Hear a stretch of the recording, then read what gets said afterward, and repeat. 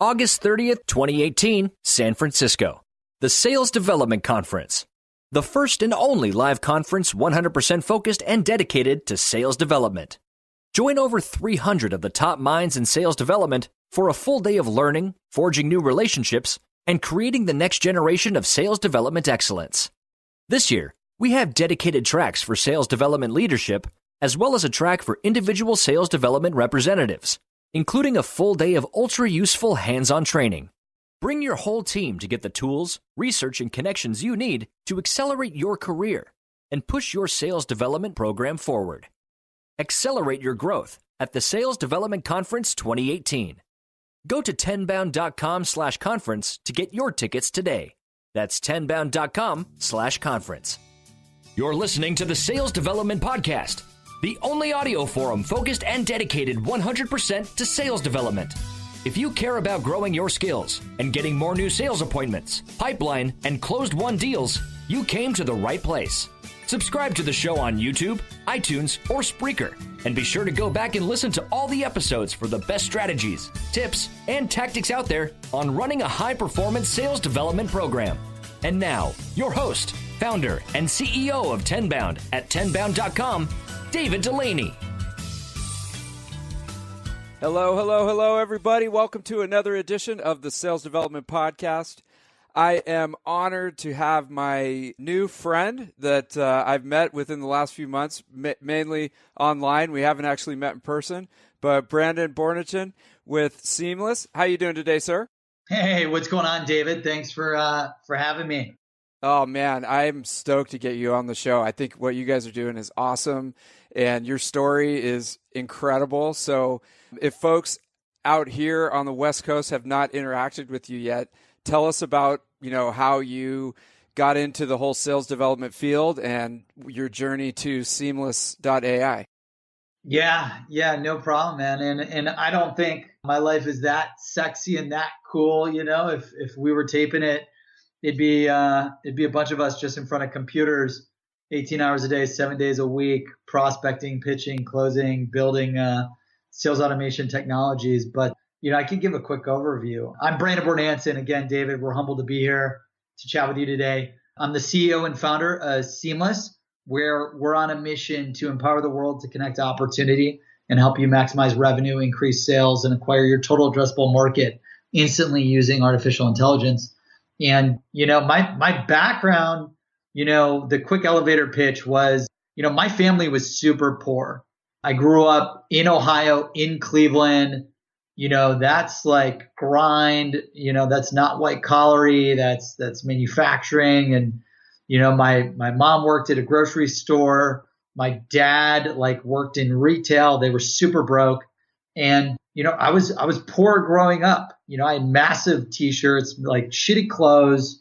I just remember just being super broke.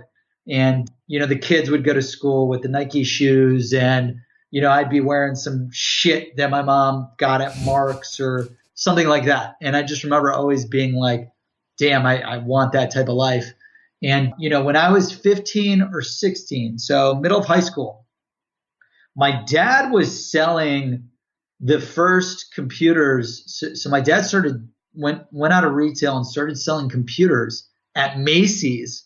So he was selling the first Apple computers and the first PCs when they actually sold this shit in retail. Could you imagine going into Macy's and just seeing a bunch of computer and tech stuff now? I mean, the stories are just insane. What is that? So he was selling I forget what the Computer USA, or I forget what the store was a while ago. But then a small multi-billion-dollar company, but at the time it was just a few million, called CA Technologies, recruited my father to become an account executive, get out of retail and sell enterprise software. And CA Technologies was one of the first software companies that got to $1 billion in revenue. So my dad left retail computer sales at Macy's, joined CA Technologies, and over the next course of the next 3 to 5 years, my life completely changed. We went from being broke ass into shitty housing, into we kept moving every 2 to 3 years. So like my dad's working for CA and he's crushing sales, traveling. He was on the road 5 days a week. My mom was like a saint first off, but she was like a single mother. And my dad was just a traveling, enterprise computer sales executive.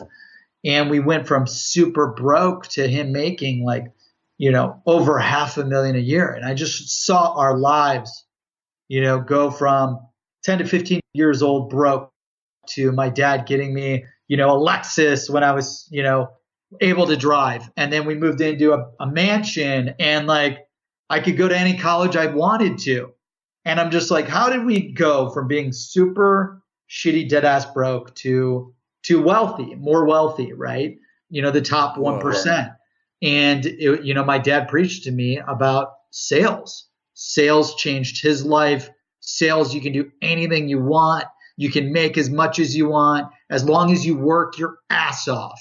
So like at a very young age, when I was in high school, my dad's like, hey, he was always on the road, so I didn't get to interact with him a lot. But he started to teach me like, you can do anything you want to do, never limit yourself, and learn how to sell. Because if you can learn how to sell, whatever you want to sell, if you can learn how to sell, you can learn how to do anything, or you can convince anyone to help you do anything. And after that, ended up, that's kind of what started my career. When I went into college, I launched my first company.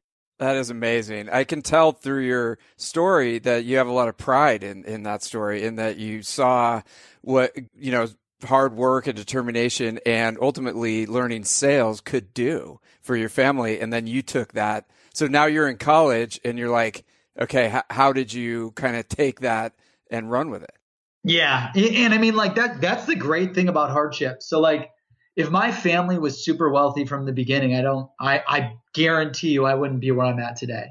But like, I remember my mom buying cans of food and feeding us and heating up these cans of food that were dog shit. And it sucked. And you just had to do what you needed to do to get by. But, you learn from that and you realize like, this is the life that I never want to have ever. So I got to do something to make sure that it never happens again. So, then, my dad goes into sales for CA Technologies. He was president club at CA Technologies for 11 years straight. So, as you can imagine, like being the top sales guy at CA Technologies, he was a top went from AE to vice president. He helped CA acquire like 15 companies. And the only reason why I talk about him is just because he's one of my mentors who taught me to work your ass off, never give up, and just don't have doubt, right? So when I went into college, I had this mindset of like, I can do anything I want. And I actually went into college to go into pre-law. I was like, you know what? I want to be a lawyer. I want to be the best lawyer and negotiator. And then I started studying political science and realized that like learning about the government and all these laws and reading 100-page laws was terrible. I wanted to kill myself. And when my freshman year, I was a big online poker player. So when I was playing a lot of online poker, I realized that I could recruit poker players. And every poker player that I recruited to join Party Stars, Full Tilt Poker, Party Poker, all the different sites, I'd get paid $100 to $200 cost per acquisition. So then I was like, well, shit, I was making a few $100 playing online poker. And then when I started recruiting people, I was making thousands. So I literally was like, okay, how do I get as many freaking people to sign up for Party Poker, Poker Stars, Full Tilt Poker as possible? So I literally created these little business cards and I knocked on dorm room to dorm room. There was like 50 dorm houses or whatever you call them. I don't even remember. And I would go dorm to dorm.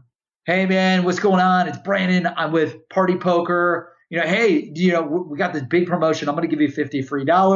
Let's get you on the site.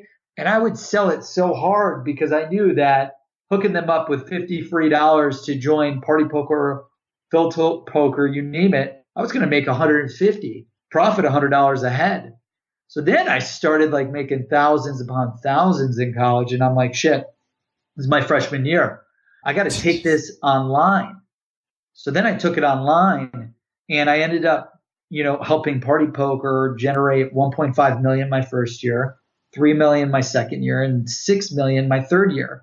I was definitely like, and I don't say this egotistically, I just say it like, I was definitely the richest kid on campus. I bought myself at the age of 18 a 2-door hardtop Mercedes convertible. I had bought myself a vacation property in Florida.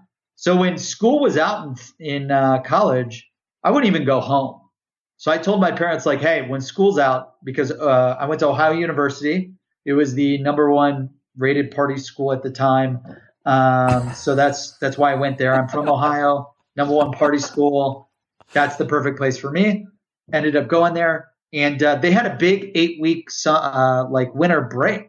So during winter break, I would leave Ohio, live in Florida for 8 weeks, run my business, and then come back.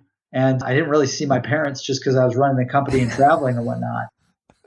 Nice. But, that's the first time that I saw the power of sales. Like, dude, had this idea, online marketing for this company, selling for them essentially. And, you just got to find a great product, figure out how to sell it, and hustle your ass off. So I did that for 3 years when I was in school. And then they made online gambling illegal. So literally the whole market in the US, I didn't lose anything. It just stopped. It'd be like people were mailing you checks and then it just fucking stops. And you're like, damn it. So then I'm like, okay. And of course, when you have that type of success, you're like, oh yeah, I'm an entrepreneur. I know how to start any company, right? So I ended up I'm a genius, made a ton of cash, more than what the majority of people make in their full-time careers in 5 years. And you're just like, okay. So I'm going to start this new company, mobile marketing, called InMobile. And this was 10 to 12 years ago when there were still flip phones. I was like, text message marketing and mobile websites on flip phones are going to be the next big thing. And I took all my money. I'm an all-in guy. I'm an all-in salesperson, all-in entrepreneur. So I took everything I had that I made from the poker stuff, the poker business, and I invested in mobile. And I brought on a bunch of co-founders. We hired 15 people. And we were running this text message software company. And that was the first time I realized the big importance of sales, because we couldn't find anyone to buy the damn mobile software. We were pitching all these companies, all these brands, hey, vitamin water. Hey, Victoria's Secret. Hey, Walmart. Hey, Starbucks. You need to be talking to your customers via text message marketing and a short code. And people were weary to spend a lot of money with a bunch of kids out of in college. They're not going to do $100,000 to a $500,000 deal with you, with 10 kids in a, working out of a small office in Athens, Ohio. So it was really hard for us to build the software and to sell the software. And it was the longest 3 years of my life. So I put in 10x the amount of effort in mobile than I did into the party poker business. Then I made 10x less the amount of money in the mobile business and just couldn't sell it. We acquired 50 companies, but $1,000 a company per month compared to the expenses and everything else, you're getting hammered. So we ended up, my co-founder and I, Jake Phillips, who's actually now my chief operating officer at Seamless, we got approached by a company out in New York that was like, hey, you guys know how to sell mobile. We've got a really badass technology for mobile. We want to acquire you and your book of business. It was basically an acqui-hire. They're like, hey, your technology is kind of shitty, but you guys hustle. So we'll acquire you. And we want you to open up our New York City office. So it was funny. My co-founder still had another year in college. So he's like, hey, Brandon, you go. I'm going to finish college. Jake's like, you go. I'll finish college. So I ended up moving to New York and opening up this mobile office in New York for a year. And then after that, Jake went to IBM Interactive. So one of my co-founders went to IBM Interactive, recruited me to join IBM in sales as a sales director. And that's at IBM when I was selling for 3 to 4 years, the Fortune 500, $500,000 million deals to manage all of their digital marketing and all of their web development. So we were going after Google, Amazon, IBM, Dell, all these massive companies to do all their online marketing and to also do all their web development or assist with their web development. And those enterprise deals are massive and long sales cycles. And I was doing a lot of sales development work, all my own prospecting, pitching, and closing. And then after IBM Interactive, I was there for 3.5 years, did tens of millions of worth of deals there. I ended up wanting to go into search marketing, Google search, because I realized dude, search marketing is easy. You spend $1, you get X amount of clicks translate to Y amount of conversions. Y amount of conversions generates Z revenue. Dude, selling search marketing and stuff that is so mathematical driven is so easy. If you give me $100, I will give you back $150. That's the easiest sell in the world versus selling web development. David wants a new website for Sales Development Conference. I'm telling him it's going to be $100,000 and you ask me what the ROI is. Pitching you what the ROI is of a website that we're going to develop is very untangible. It's very difficult to translate. This is the exact revenue results we're going to be able to drive. So I'm I got to get out of web development. It's great. I'm making a lot of money, but I can make more money in search. So went into search, and that's, at the end tail of IBM when I was prospecting and researching hundreds of people. And then I went into this Google search agency and I was prospecting hundreds of people a day. I needed to automate all of my research, all of my sales list building, my prospecting, my appointment setting, my CRM data entry. And I built Seamless to help me sell. And this isn't a pitch for Seamless. This is just hey, I needed to sell. You had a problem. Built this little prototype to help me sell. And I immediately was doubling my income every 3 months. I kept, basically over the course of my tenure at the Google search firm, I 10x'd my income and became a millionaire using Seamless as my own weapon, as my own secret sauce. And I didn't want anyone to use it, but then secret. Yeah, it was my secret little weapon. And then my employer is hey, you're outperforming your teammates by 5x and you're the number one sales guy year over year, by massive numbers that we've never seen before. These are record sales numbers. What the hell are you doing? And I'm well, look, I use this tool, Seamless. It was called Seamless Contacts at the time. Now it's Seamless.ai.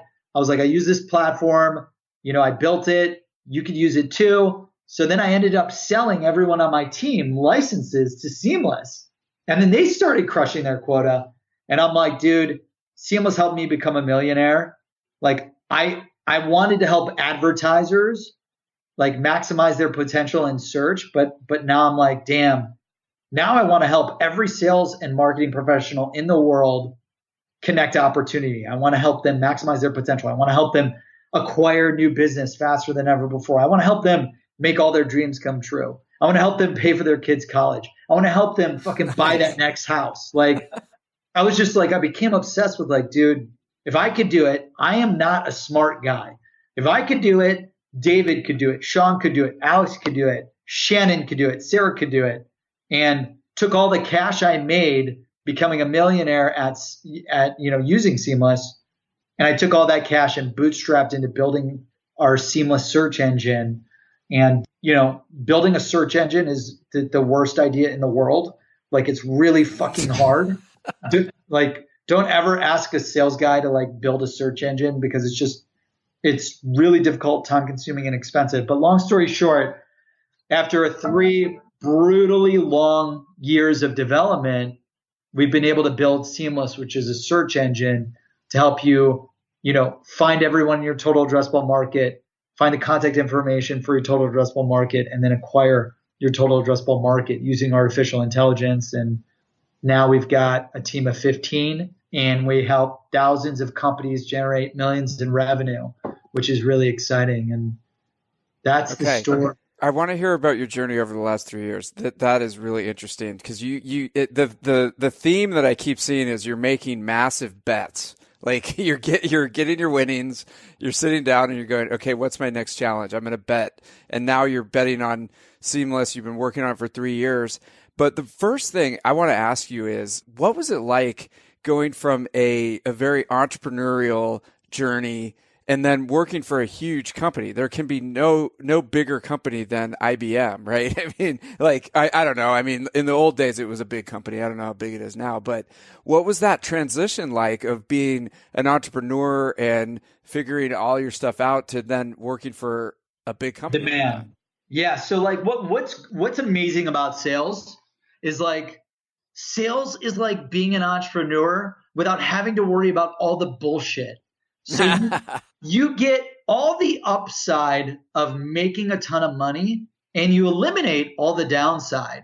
Like, I'm a big fit. Like if you add like Seamless is uber successful or not uber successful, I would go into sales next time. Like anyone asked me like, what would you do next? I'd be like, I would go into sales, cut out all the bullshit that you have to deal with as an entrepreneur, and just crush as many deals as possible, make as much money as possible, and not have to worry about all the, operations, customer success, investors. There's so much stuff that takes up your time, where when I stopped being an entrepreneur and went into sales, like it's just like being an entrepreneur, just you get more time to sell versus worry about all the other bullshit. So I loved it. I literally have a stack of contracts sitting at my desk and I'm going, God, you know what I mean? It's like, I have to read through all these. So I feel you, it's like, if you could just spend your time in sales mode and have all this other crap like taken care of, oh my God, it sounds like it'd be amazing. Like, yeah. I look back and I'm like, wow, like I wanted to leave, making that much money to do this. Like, why?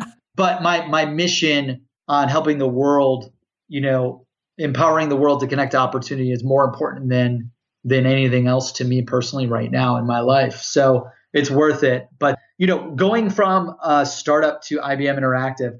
So when I was running the mobile marketing company, I would dream to manage mobile marketing for all these massive Fortune 100, Fortune 500 brands. So then when IBM Interactive is like, hey, you get to work with the largest technology companies in the world and sell to them, managing all their online marketing, and sell to them managing all their web development or a portion of their web development and online marketing. It was like a dream come true to me, because I'm like, damn, I always wanted to work with Google. I always wanted to work with Amazon. I always wanted to work with Dell. I always wanted to work with Apple. And IBM Interactive is working with all these brands. And I get to go in there, meet with all the CMOs, meet with the VPs of marketing, VPs of digital, directors of digital, director of acquisition, SEO, paid search. So for me, it was a pretty seamless transition. And also, I just came off of a 3-year bender where like I worked my ass off, made 10x less the money I made previously, worked 10x harder. And I was like pissed that this second venture didn't work out. And in that second venture, like it got so bad where I was like stealing food to eat out of my startup incubator's fridge. Like I remember it got so bad. My family, like I was on, different terms with my family, couldn't ask them for money. I would like paid everyone and had zero money in my bank account and like couldn't even eat for weeks at a time. And I just remember like taking food out of the incubator fridge to eat at night. And my fiance, who was my girlfriend at the time, actually would buy me food, have it delivered to the office because she knew I was dead ass broke. So like that experience, you're like, dude, how did I go from rich to broke? That sucks. You're not selling me on entrepreneurship, man.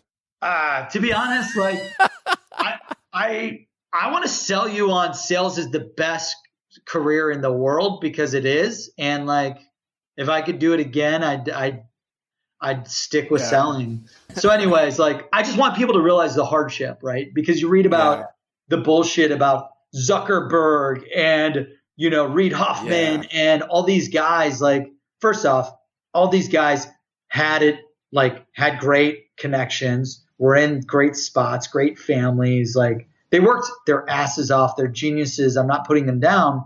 But the 99% of like normal people aren't going to have all the money in the world, all the connections in the world. You're going to have to work your ass off, and you're going to have to do it bootstrapped, and it's terrible. And that's why you got to just like work 24/7 on your dream, on your mission, on your vision. And you're going to hit 1,000 failures. You just can't quit until you get there. But selling at IBM was awesome. I had all the resources in the world, all the connections in the world. The only thing that I didn't like was the sales cycles were, 6 months to a year. They were massive. At IBM Interactive, you have to work with like 30 internal stakeholders.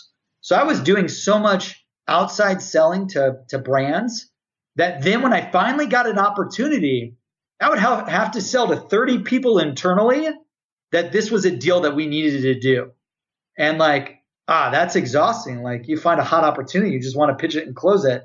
But it was a great run. It taught me how to run the enterprise pursuit perfectly.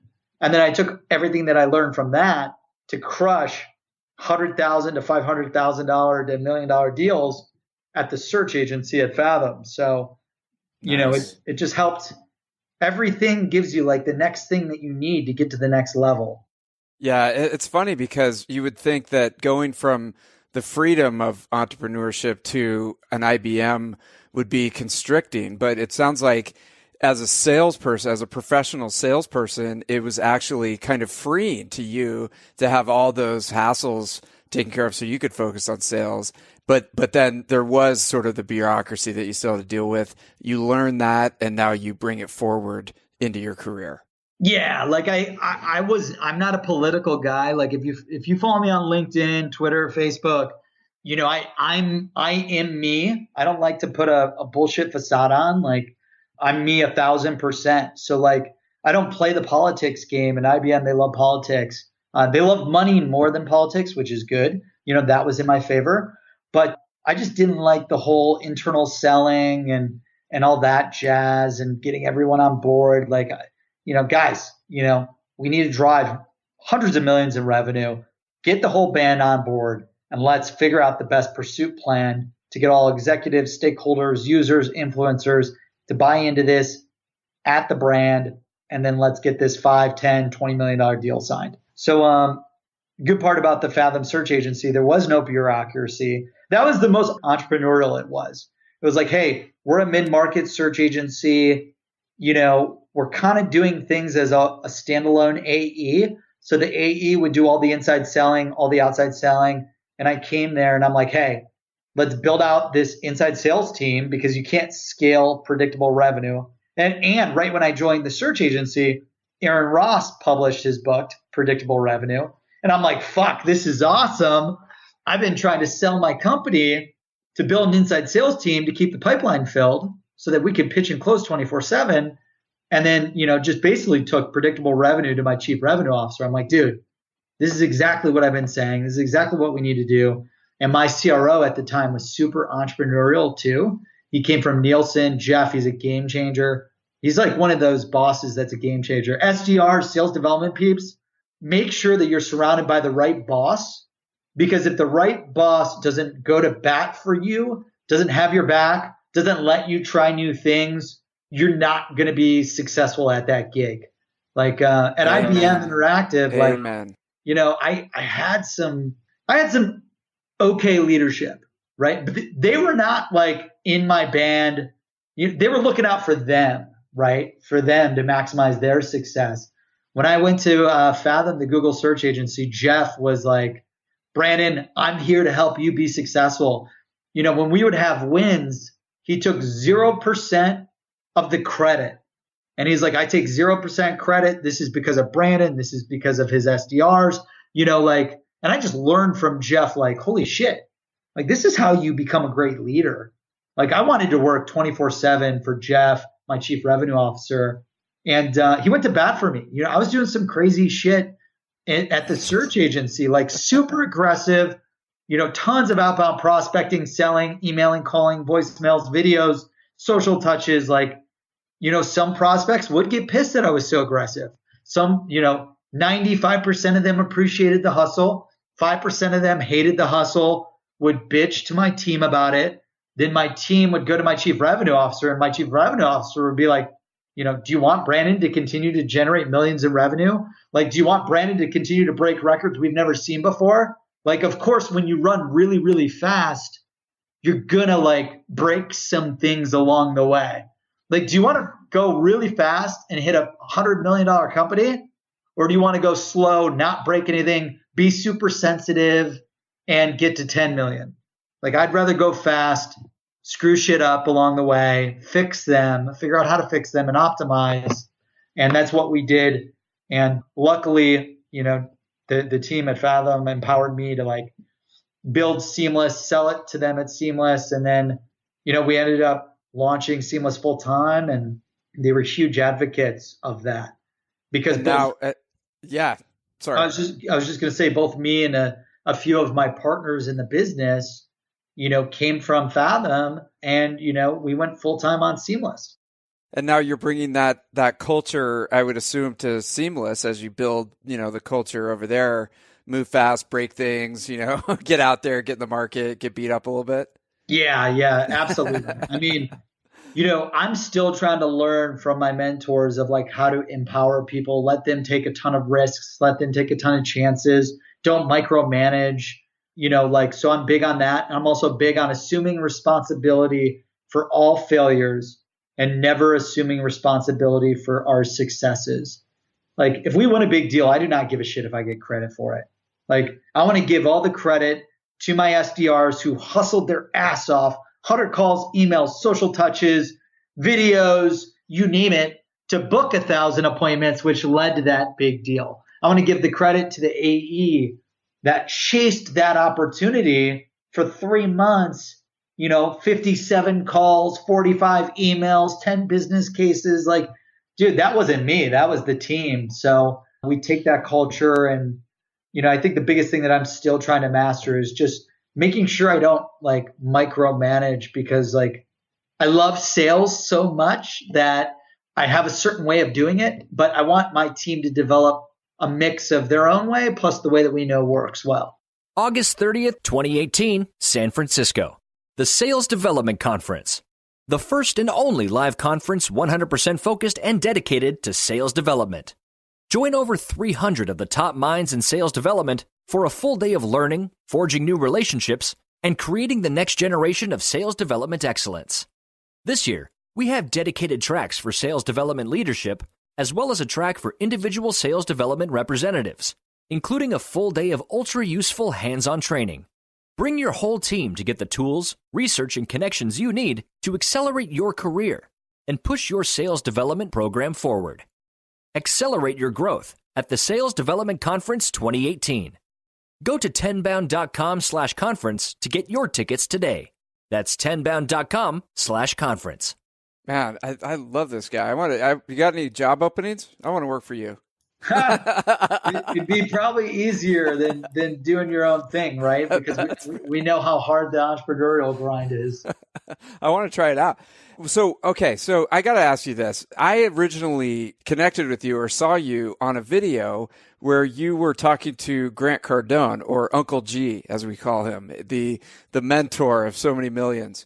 So tell us about how you got in front of him and how that whole thing unfolded.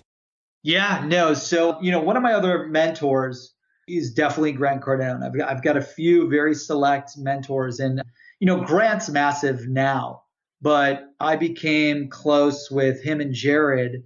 Jared Glantz, his right-hand man, VP of sales, really took the company to the next level alongside with Grant, who blew up the entire business. But 5, 7, 10 years ago, it was a small auto car dealer training sales system. And this is another thing, the importance for the sales development crew out there. When I got into sales at IBM Interactive, I bought 123 different sales books. Literally, like every single fucking sales book you could find on anywhere. But before they didn't really have, Amazon was fairly new. So I was buying these books at Barnes & Nobles. I was buying these books at I forget what the bookstores are called. Now it's just Amazon. But I bought every single sales book. And the reason why I did that was because when I started to play poker, Texas Hold'em. When I got into poker when I was 18, I was like, hey, I'm going to go play poker and I'm going to learn how to play poker, playing poker real time, right? And then I would play poker and I'd get my freaking ass kicked and lose $500, $1,000. And like, I would go every weekend. I'd play poker with my buddies and I'd lose $500 to $1,000 a week. And I'd be like, this is so stupid. Why am I trying to learn how to play Texas Hold'em with a bunch of experts that already know how to play Texas Hold'em? So I'm like, I got to do something different. I bought every single book on how to play Texas Hold'em. And then I started applying the statistics, the strategies, everything I learned from these books to become a great Texas Hold'em poker player. And then I started generating 500% increase in ROI on Texas Hold'em, 1,000% increase in ROI on playing Texas Hold'em. I saw my income dramatically increase 10x because I learned how to play Texas Hold'em before I started playing Texas Hold'em. So I just took that same approach to sales. Like, okay, I'm going full time at sales. I don't know anything about enterprise sales because before at the poker, my poker startup, that was consumer sales. At the mobile marketing startup, that was like mid-market sales, software sales. But at IBM, I'm like, shit, I don't know how to sell CMOs of the largest companies in the world. So I just started reading all the sales books out there. And when you start reading and skilling up, you figure out everything you need to do. You realize that sales is a game of chess. Sales is a game of Texas Hold'em. There's always the right best next move to make, but you need to have the knowledge to know how to make it. For example, in sales, you're going to run into the same objections every time. I'm not interested. I already work with someone. Need to talk to my boss. Not a good time. Call me back later. Send me more information. I need to talk to my wife. You're going to run into this. It's too expensive. I'm not interested. Unsubscribe. Never call me back again. You're going to run into the same 15, 20, 30 objections in sales. So when you start reading, you start realizing how to play the game of chess, how to play the game of Texas Hold'em. And then you could play it better than anyone else, or at least you could play it as best as the top people in that field. So I bought all these books, right? And I was like, dude, I'm going to buy a bunch of these sales books in the car dealership industry because the car salesmen, they're super aggressive. And I'm like, but every time I go into a car dealer, especially a car manufacturer that I like, and I'm a big Mercedes guy, they always get me to buy a car or I want to buy that car. I'm like, they're pretty freaking good at selling. So I came across a few of Grant Cardone's books 10 years ago, read them, and my sales dramatically increased. And, I reached out to Grant and Jared, became really close with them, talked about how it impacted me in B2B sales. And it was funny when I was leaving, so I became really close with Jared and Grant because, again, back then it was a small company. And, when I was looking to go Seamless full time, Jared and Grant said, hey, they gave me an offer letter. We want you to move to Miami. We want you to run gctv.com. And I was in this split roads of okay, I'm either going to go full time on Seamless.ai or I'm going to go sell for Grant, run his ad network, his TV network, blow it up, which I was really excited about because I was such a fan of his content and his expertise. And I was 29 years old.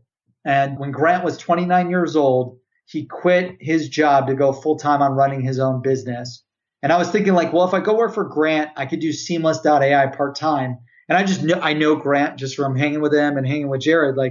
There's no way that Grant's going to let me work on Seamless full time.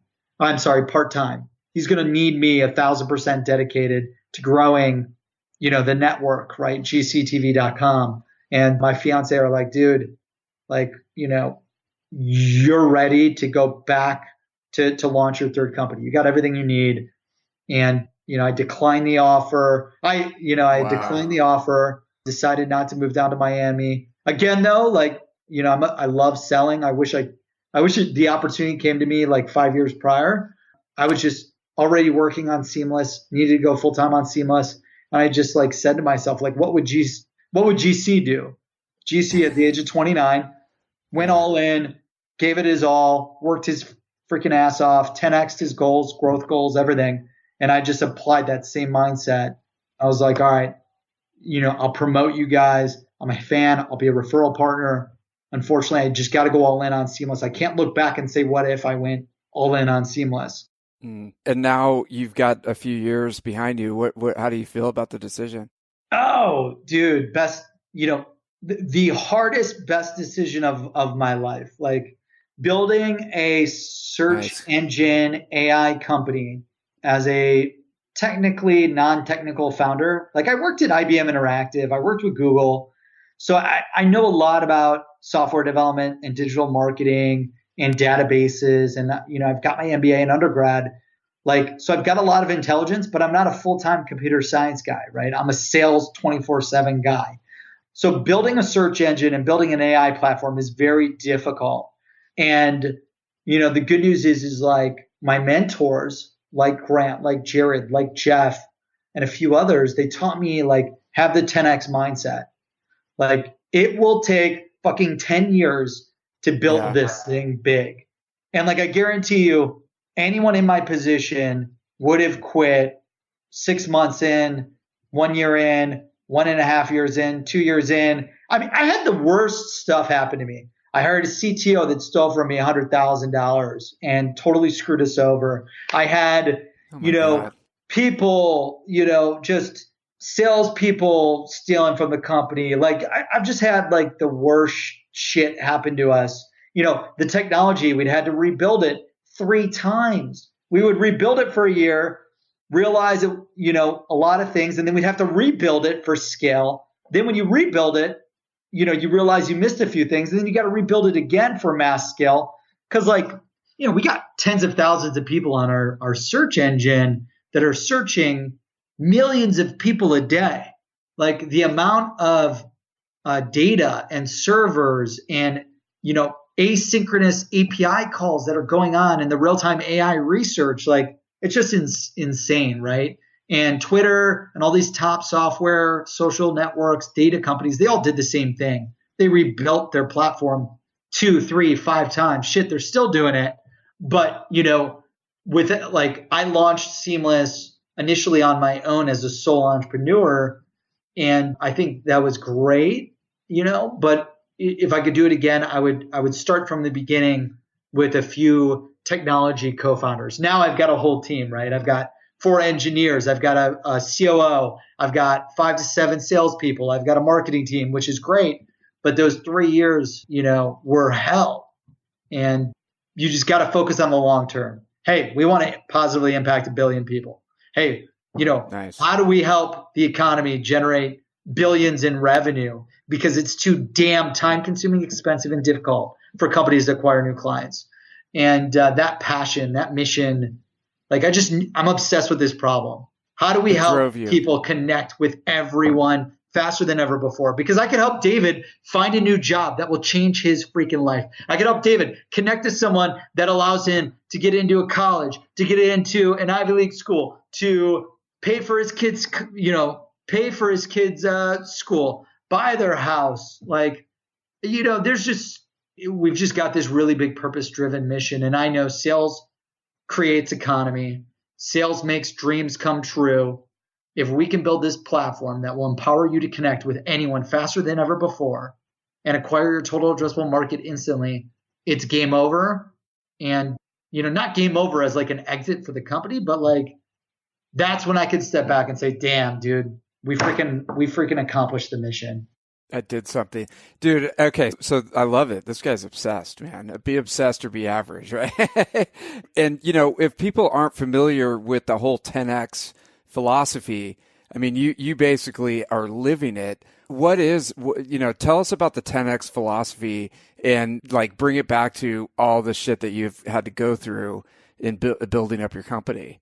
Yeah. And there's so many amazing sales authors out there that have taught me a lot, Jill Conrath, Aaron Ross, there's so many, Brandy, there's hundreds of great sales authors, Mike Brooks, but when it came to hustle, I was always criticized throughout my life because I wanted and loved to work my ass off.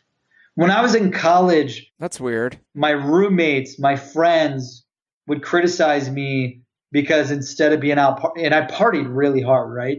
But I was just like, I would do it strategically. Like I'd work my ass off, Friday, Saturday, Sunday, put in 8 hours during the day and then go out at night.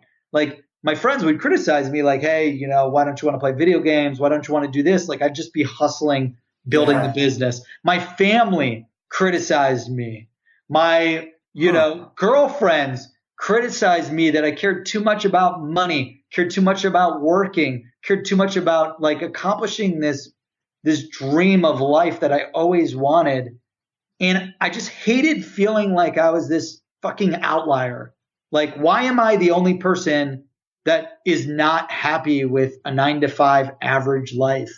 And there's nothing wrong with that life, right? Like, I'm not criticizing anyone. Just me personally, I've always been like super, like I've just got these big goals and super motivated. Where when I met Grant and what he believed in, it was the first person my whole life that like thought as big and bigger and like 10x bigger than I could ever think of. And then he coached me to realize like I'm thinking way too small. And that 10x mindset is all about just create massive goals, like shit that you think would never happen before. I never thought that Seamless would research 750 million contacts, 150 million domains, 30, 40 million companies. Like, and a year ago, we researched 5 million contacts using the Seamless platform and 2 million companies. But because we're like, dude, we got to 10x our goals every year.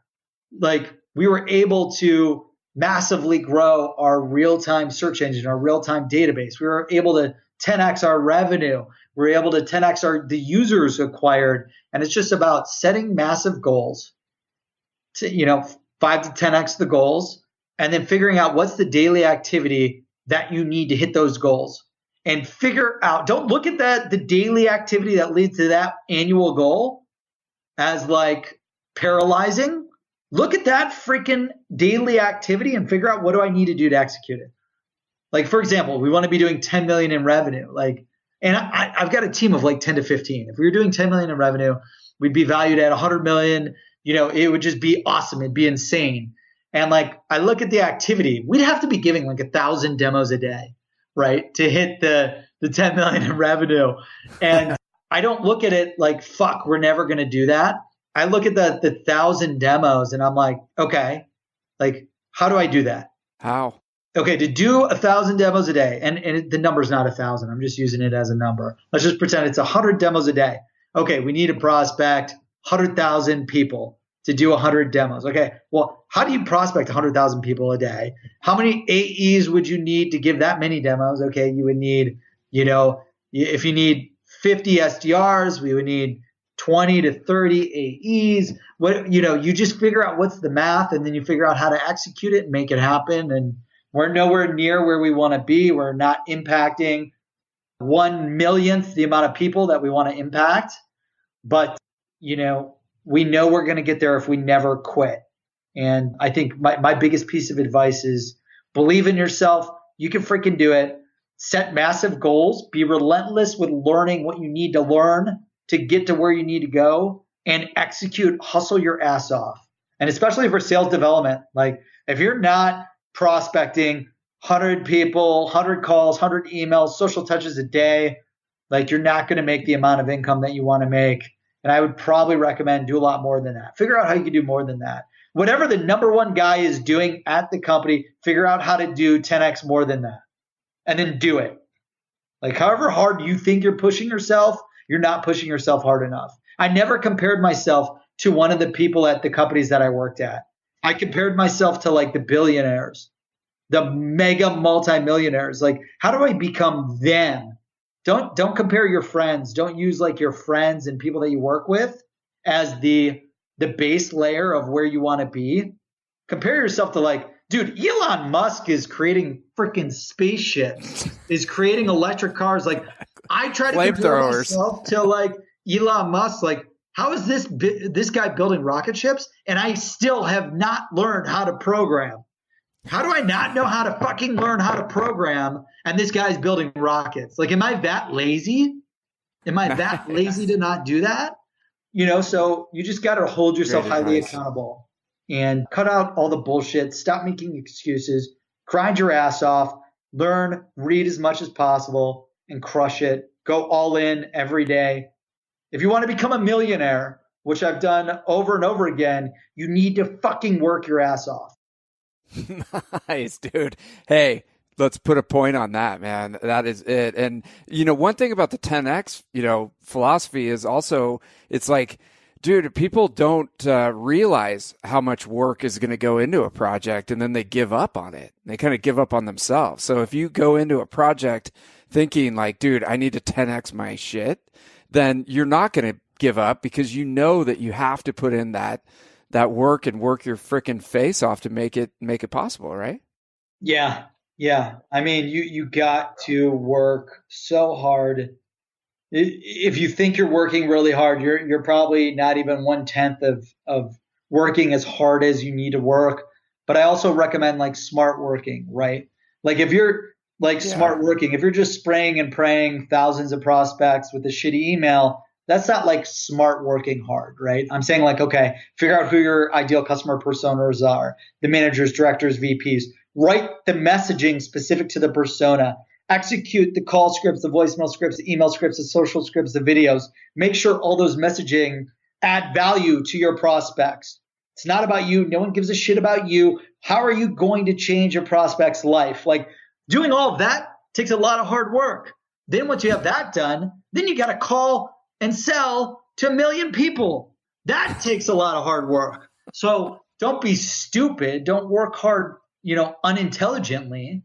Right. Work hard, smart, and execute really hard and go really big and ask for advice along the way and find some great mentors. And in the sales world, you'll make it. And if you never quit and you're always open to feedback and advice and learning and applying new principles and technologies and ideas, you'll always be successful because you'll always be open-minded. Yes. Yeah. I already know that, or I already do that, is like the worst thing that you can hear when you're talking to somebody, because it's just like, dude, this guy's not coachable. Dude, one of the reasons why my chief revenue officer loved working with me was because like I would listen to every word that he would say, because I knew this guy did 100 million in deals, right? And I'm like, how do I do 100 million in deals? And I would just like, hey, Jeff, this is how I want to go after this deal. This is how we're going to close this $10 million pursuit or this $1 million pursuit. Like get his feedback, his advice on prospecting. Like you got to be so coachable and, just be open to any idea and let data rule the ideas. Like I don't care if David's got the best idea or if I've got the best idea. I just care about what converts to book more appointments. What converts to book more appointments to close deals? I don't care if it's David's subject line, if it's Brandon's subject line, if it's Mark's subject line, if it's Jill Conrad's, if it's, any, Coca Sexton's subject line. Aaron Ross says, open the cold calls this way, but the guys over here at Connect and Sell say do it that way. Like, I don't give a shit. I'll try them all and figure out what works the best based on data. Use data to inform everything. Don't use your gut. And that's what I learned in digital marketing at IBM and Google. You got to use data to optimize everything you do. In sales development, use data to freaking tell you what's working and what's not. No one gives a shit about your opinion. Use the data to optimize and close more business. Nice. So, Brandon, dude, this is amazing. I got a lot of good advice for the listeners, and I appreciate you being on. We're up against the hour. How can people learn more about Seamless and get in touch with you?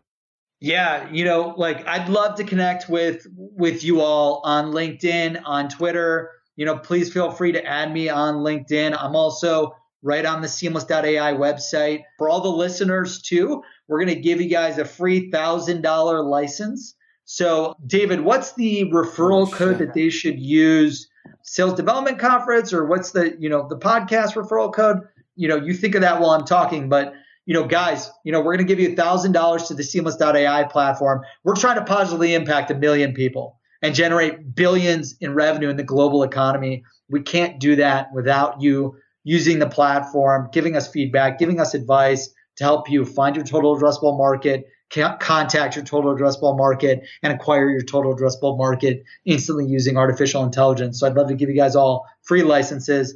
I'd love to get you on the platform. I'd love to help you crush your quota, maximize your revenue, find your next biggest customer so that you can buy that car, buy that house, get that, boyfriend, girlfriend, whatever your goals are. We're here to help you accomplish that. So connect with us on Seamless.ai, on LinkedIn, on Twitter, you name it. Yeah, and let's put in for the code SD Podcast. SD Podcast. So SD Podcast.